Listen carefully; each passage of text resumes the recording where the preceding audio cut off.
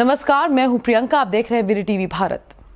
चुनाव आने वाले हैं और सोशल मीडिया पर मीम वायरल होने का सिलसिला भी शुरू होने वाला है।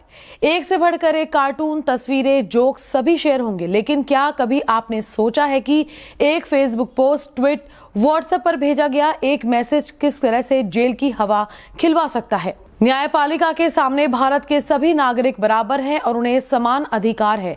पर अगर कोई व्यक्ति किसी बात से ऑफेंड हो जाए तो वे ऑफेंड करने वाले पर मानहानि या डिफेमेशन का केस कर सकता है। यही अगर पीएम की बात हो रही है तो पीएम खुद यकीनन किसी के खिलाफ केस नहीं करेंगे, लेकिन राष्ट्रीय सेवक होने के कारण उनके पक्ष से जिले की न्याय प्रणाली में से कोई भी उस व्यक्ति के खिलाफ एक्शन ले सकता है। खास तौर पर यह व्यंग्यात्मक कार्टून, धार्मिक भावनाओं को ठेस पहुंचाने वाली पोस्ट, हिंसक पोस्ट आदि के लिए होता है।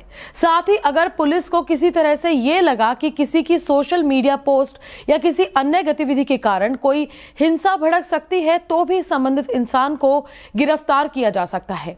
यहां अगर पीएम की बात हो तो मामला और भी गंभीर हो सकता है। अब बात करें धाराओं की तो कौन कौन सी धाराएं लगेंगी आपको बताते हैं।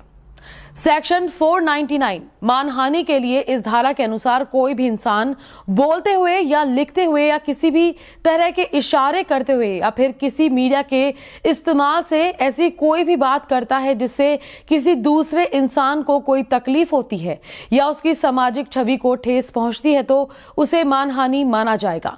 इस सेक्शन के तहत अगर किसी को चार्ज किया जाता है तो उसे सेक्शन के तहत 2 साल की जेल और जुर्माना या दोनों भुगतने पड़ सकते हैं। सेक्शन 505 अफवाह फैलाने के लिए चुनाव आते आते नेताओं के बारे में अफवाहें भी फैलने लगती हैं। जैसे पीएम की फोटो किसी ने फोटोशॉप कर दी, पीएम के बारे में या भारत के कानून के बारे में कई चीजें लिख दी या फिर कोई भी अफवाह फैला दी। किसी सैनिक, पुलिस, कानूनी व्यक्ति के बारे में, किसी आम व्यक्ति के बारे में जिससे उसका नुकसान हो या फिर कोई ऐसी बात जिससे हिंसा भड़क जाए या फिर वो समाज के हित में ना हो, तो ये भी डिफेमेशन के तहत आता है। इस सेक्शन के अंतर्गत खास तौर पर धार्मिक भावनाओं को ठेस पहुंचाने वाले लोग, दंगे की मंशा रखने वाले लोग, किसी को भड़काने की कोशिश करने वाले लोग भी आते हैं। इस सेक्शन के तहत चार्ज लगने पर 3 साल की सजा, जुर्माना या दोनों लग सकते हैं।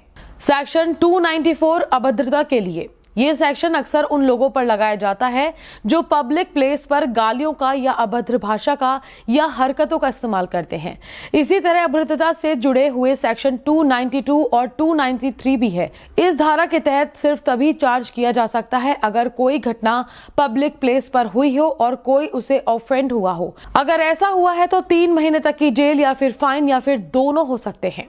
खास बात यह है कि अगर कभी कोई किसी पब्लिक प्लेस पर खुद पीएम के खिलाफ कुछ कह रहा है तो सेक्शन 294 के साथ साथ अन्य धाराओं से भी चार्ज किया जा सकता है। जैसे सेक्शन 294 के साथ साथ सेक्शन 499 भी लगाया जा सकता है।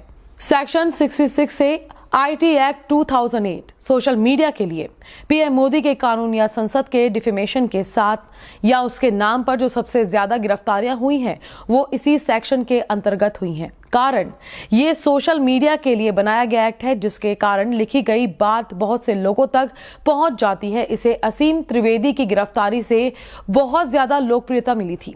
संसद के विवादित कार्टून फेसबुक और अपनी वेबसाइट पर शेयर करने के मामले में असीम त्रिवेदी को गिरफ्तार किया गया था। मेरठ के एक जर्नलिस्ट को व्हाट्सएप पर पीएम मोदी का अपमानजनक वीडियो शेयर करने के लिए गिरफ्तार किया गया था।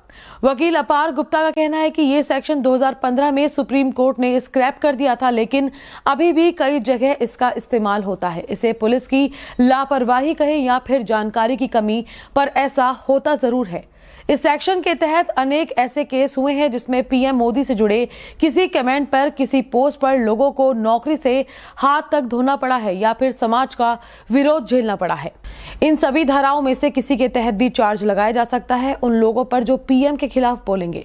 दरअसल ये आम धाराएं हैं जिनके तहत सिर्फ पीएम ही नहीं बल्कि हिंदुस्तान के बाकी सभी लोगों के लिए भी ऐसा कानून है। क्योंकि पीएम खुद किसी की शिकायत नहीं करेंगे, इसलिए उनके लिए पुलिस या कोई भी अन्य व्यक्ति केस कर सकता है। उदाहरण के तौर पर अगर मुझे किसी के द्वारा पीएम मोदी के खिलाफ कहीं बात बुरी लगती है तो मैं आसानी से उस पर केस कर सकती हूँ। ये सभी नियम और कानून उन लोगों को जान लेने जरूरी है जिन्हें लगता है कि सोशल मीडिया पर अपनी भड़ास निकाल लेने से कुछ नहीं होगा।